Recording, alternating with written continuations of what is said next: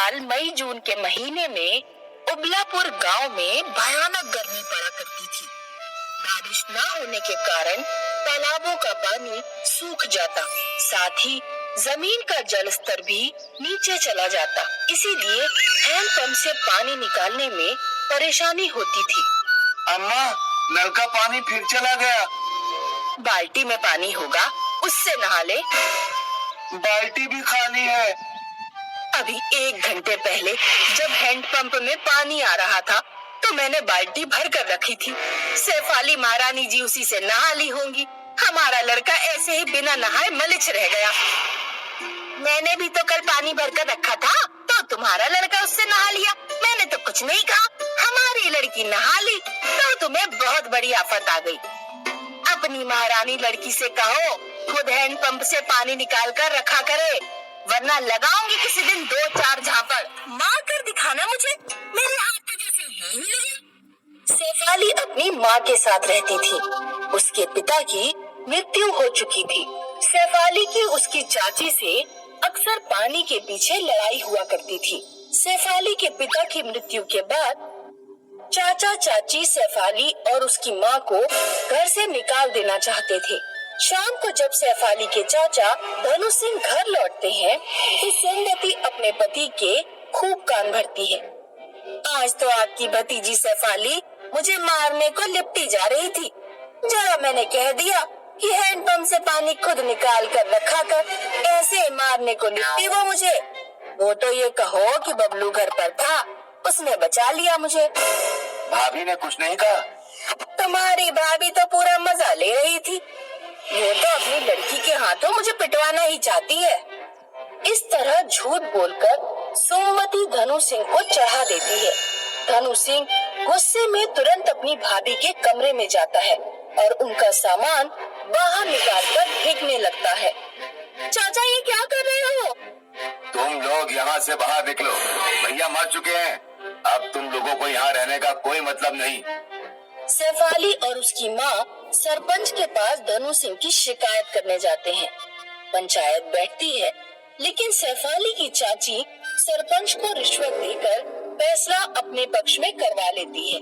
धनु सिंह, सोमवती और बबलू तीनों धक्के मारकर शेफाली और उसकी माँ को घर से बाहर निकाल देते हैं।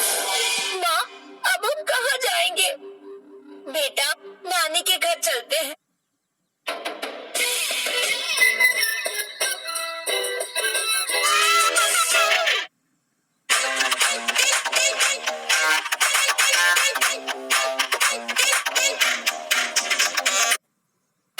इस गांव में धनु सिंह की वजह से हमें कोई आसरा नहीं देगा।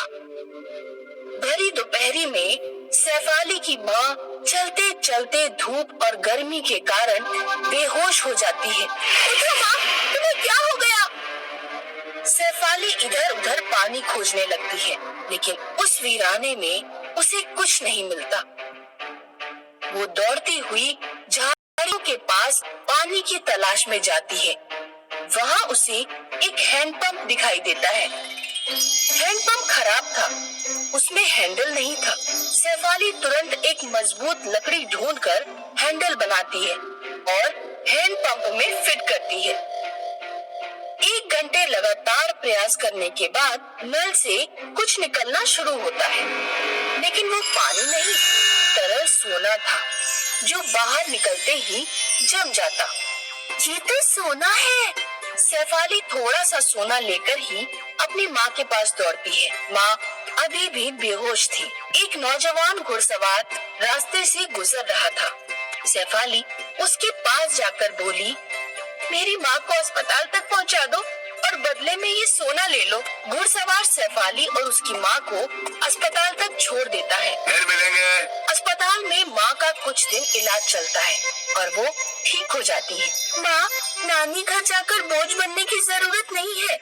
सोना देने वाले हैंडपंप के पास ही हम झोपड़ी डाल लेंगे और वहीं रहेंगे। शेफाली और उसकी माँ हैंडपंप से जरूरत के मुताबिक सोना निकालकर बेच देते हैं और झोपड़ी बनाकर जरूरत का सामान खरीद लेते हैं। घुड़सवार जब भी रास्ते से गुजरता तो शेफाली से मिलकर जाता। एक दिन बबलू ने बाजार में शेफाली को बहुत अच्छे कपड़े पहने घुड़सवार के साथ घूमते देख लिया। बबलू सारी बात जाकर अपने अम्मा बापू को बताता है। जब वे लोग गांव के बाहर झोपड़ी में रह रहे हैं, उनके पास इतने पैसे कहाँ से आ रहे हैं? धनु सिंह एक दिन चुपके से शेफाली का पीछा करता हुआ उसकी झोपड़ी तक पहुंचता है। वो शेफाली को हैंडपंप से सोना निकालते देख लेता है।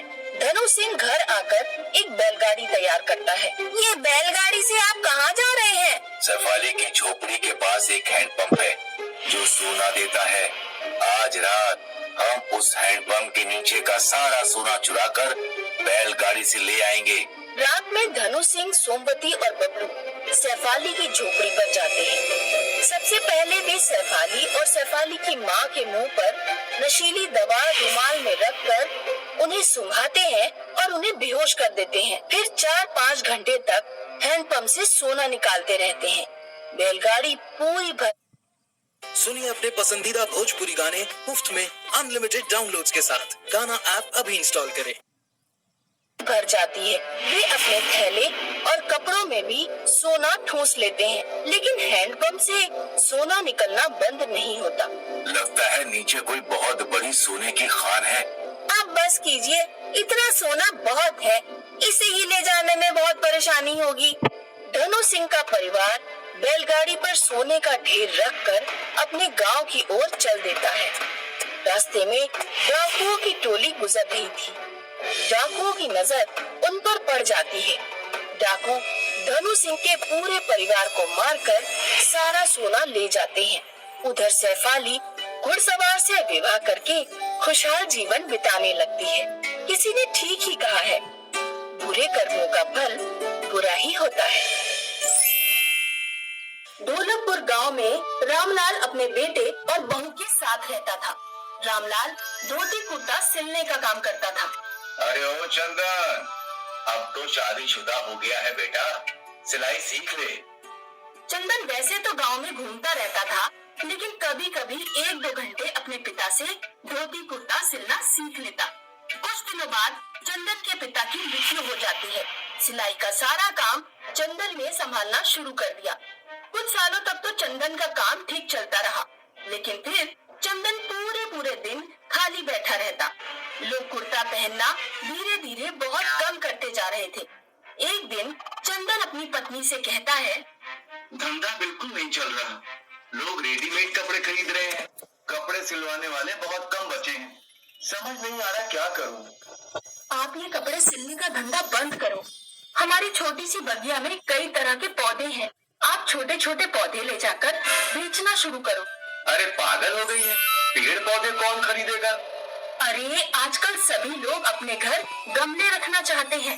पौधों के साथ साथ हम मिट्टी के गमले बनाकर भी बेच सकते हैं। एक बार कोशिश करके देखने में हर्ज क्या है।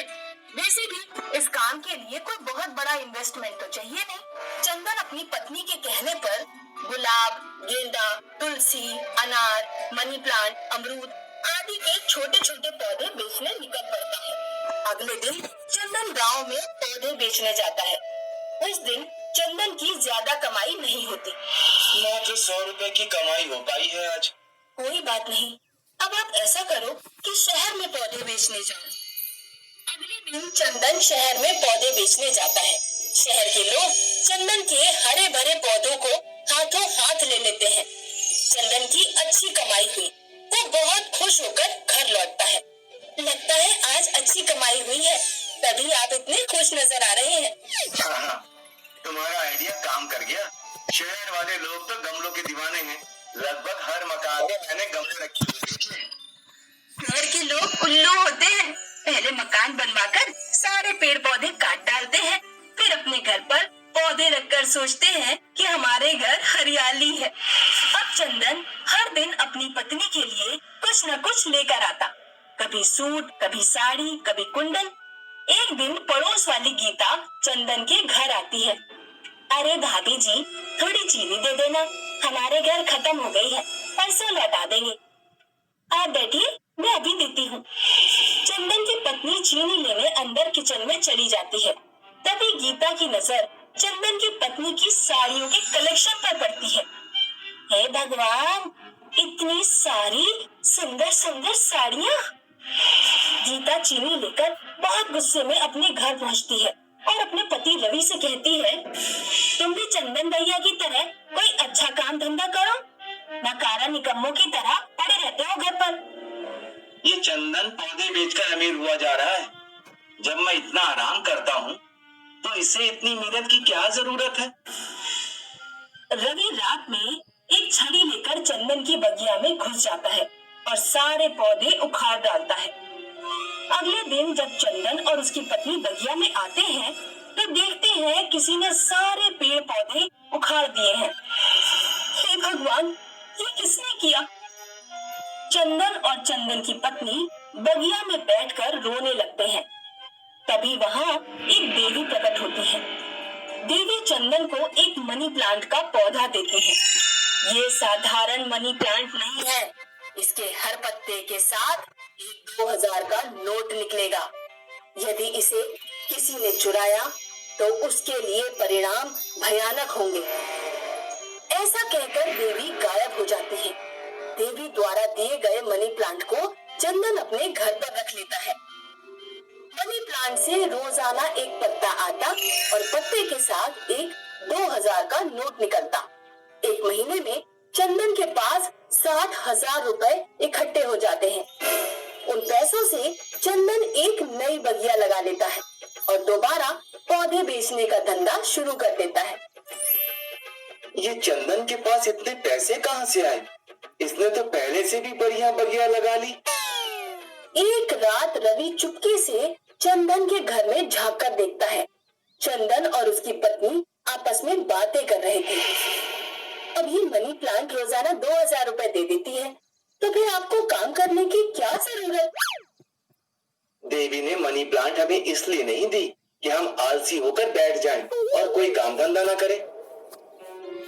अच्छा, तो ये सब उस मनी प्लांट की वजह से हो रहा है।